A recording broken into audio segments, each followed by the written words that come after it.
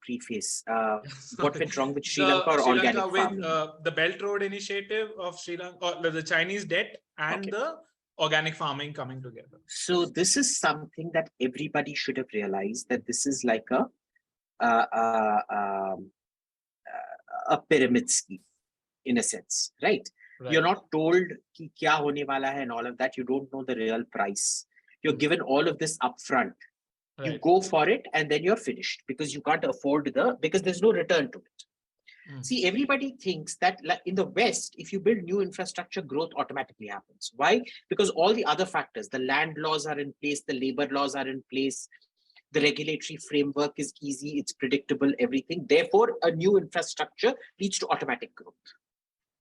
In Asia, infrastructure does not lead to growth when your regulatory environment is shit, when your labor laws are crap, when your land acquisition laws are crap, etc., etc., etc. Okay.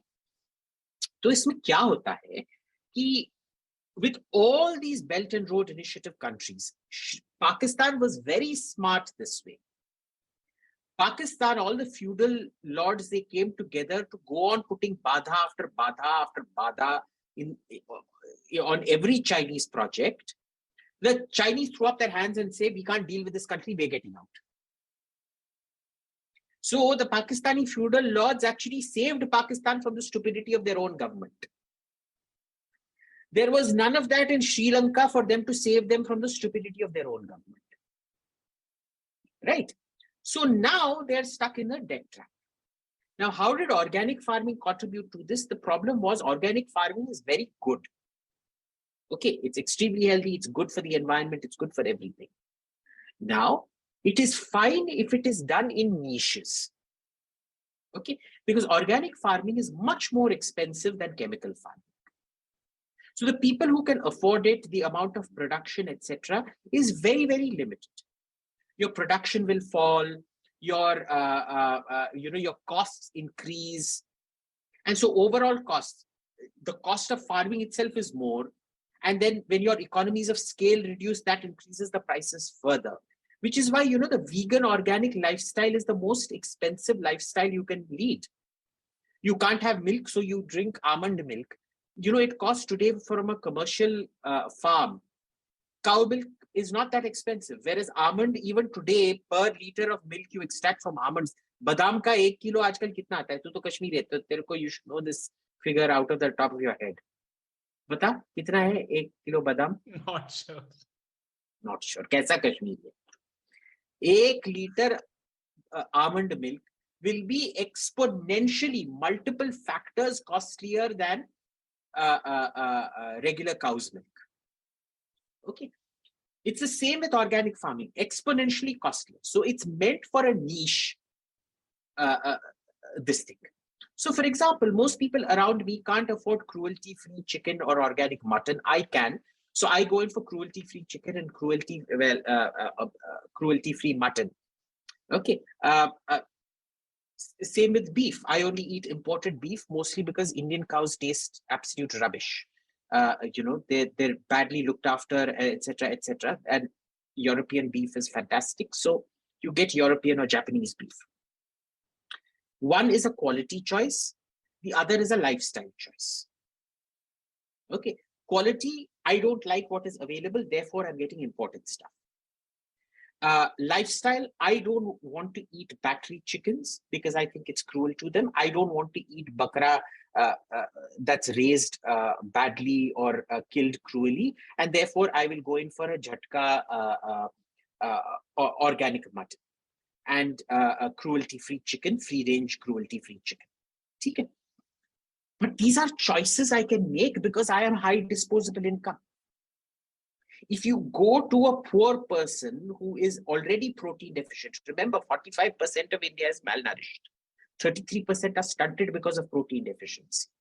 You go to the average Indian and say, Bhaiya, tum organic jhatka mutton kharido, nahi to fir cruelty-free, free-range corn-fed chicken kharido, nahi to fir imported Wagyu beef Japan se beer-fed beef le aake khao. And bug. Okay, you can't. Yeah, almonds milk, say chai pio. First of all, he'll drink it and he'll spit it out because you're not used to the taste. Right. So he doesn't care what the cost of cruelty to that animal. You know, the dairy industry in India is a lot more cruel to cows than the meat industry in India. And they don't realize that. It's the most horrific industry around.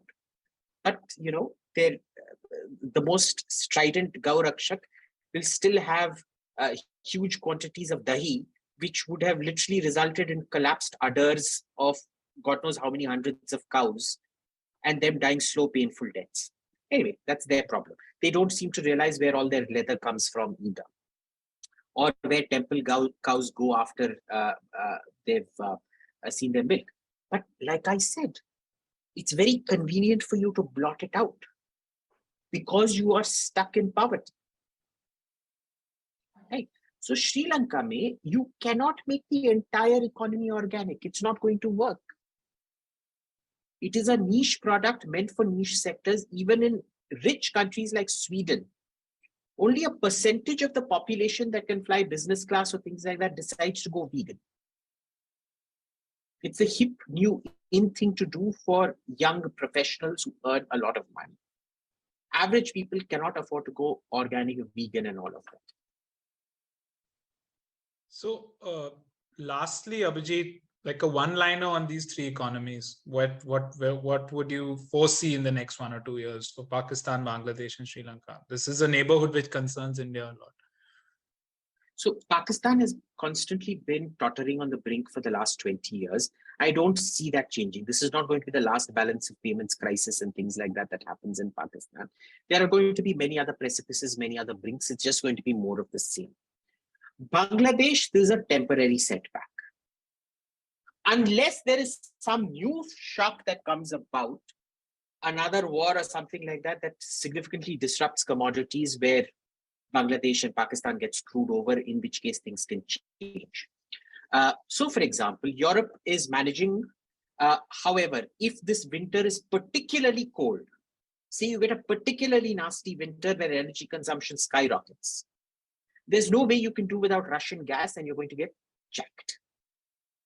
So there are lots of unpredictables in this. But as the situation stands today, Pakistan keeps tottering, but it never really goes down.